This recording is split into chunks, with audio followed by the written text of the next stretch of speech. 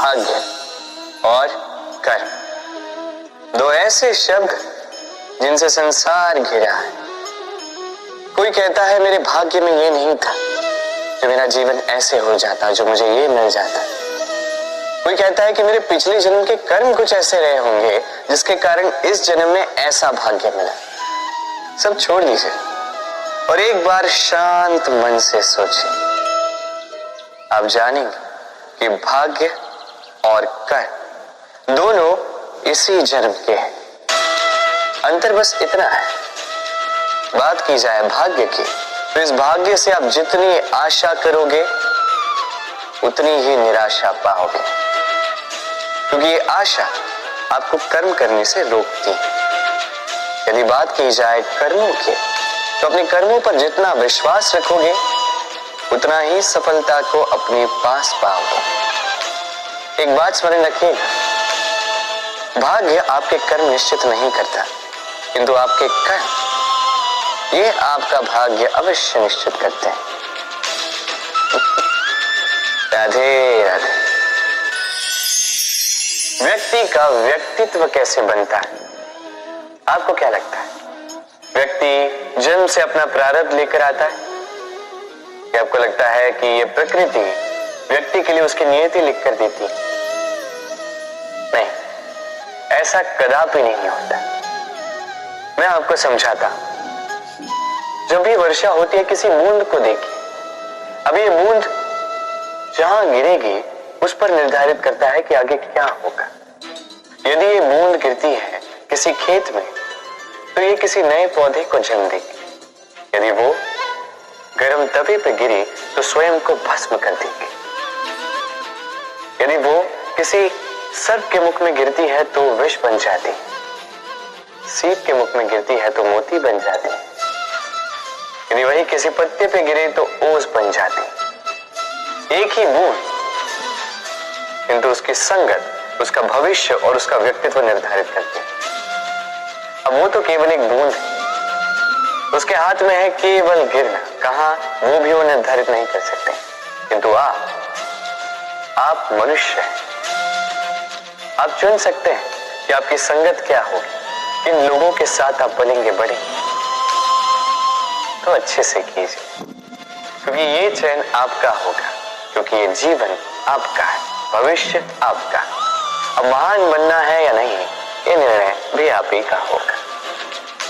आइए मेरे साथ प्रेम से कहेंगे, राधे राधे। संसार में तेज का स्रोत क्या है? सूर्य। संसार में मीठे जल का स्रोत क्या है? नदियां। संसार में ऊंचाई का प्रतीक क्या है? हिमालय पर्वत।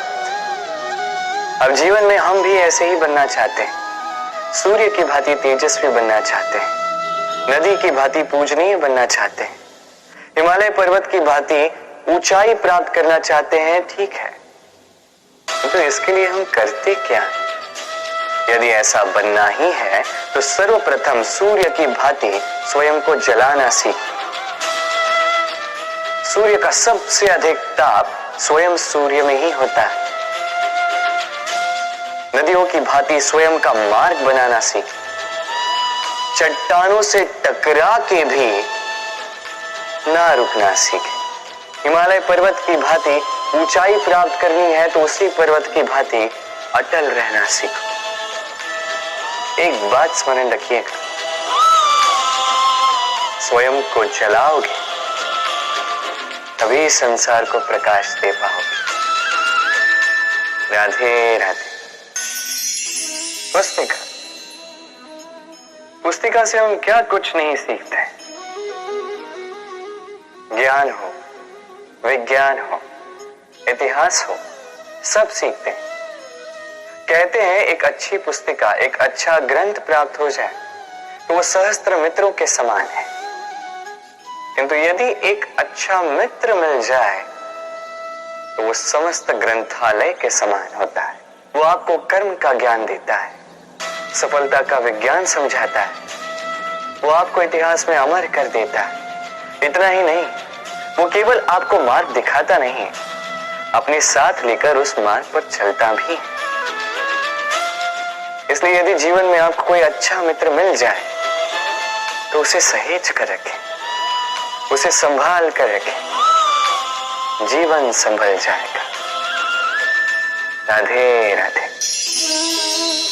मनुष्य का स्वभाव होता है सदैव वही बोलना चाहता है, कभी किसी की सुनना नहीं चाहता, किंतु उसका ये स्वभाव उसे एक बहुत बड़े ज्ञान से दूर रखता है, सामने वाले व्यक्ति के व्यक्तित्व के ज्ञान से दूर। इसलिए यदि आप किसी को पहचानना चाहते हैं, उन्हें समझना चाहते हैं, तो उन्हें रोकें, बस बोलने दें, क्योंकि व्यक्ति का व्यक्तित्व होता है उसके शब्दों में और उसका वास्तविक रूप छिपा होता है उसकी बोली के पीछे। बोलने दें, धीरे धीरे करके आप सब समझ जाएंगे। यही अंतर होता है एक साधारण पुरुष में और एक महापुरुष में। एक किसी को बोलने नहीं देता और एक सबकी सुनता। तो चयन आपका होगा, आप साधारण बनना चाहते हैं या असाधारण, क्योंकि ये भविष्य आप ही का है। राधे राधे।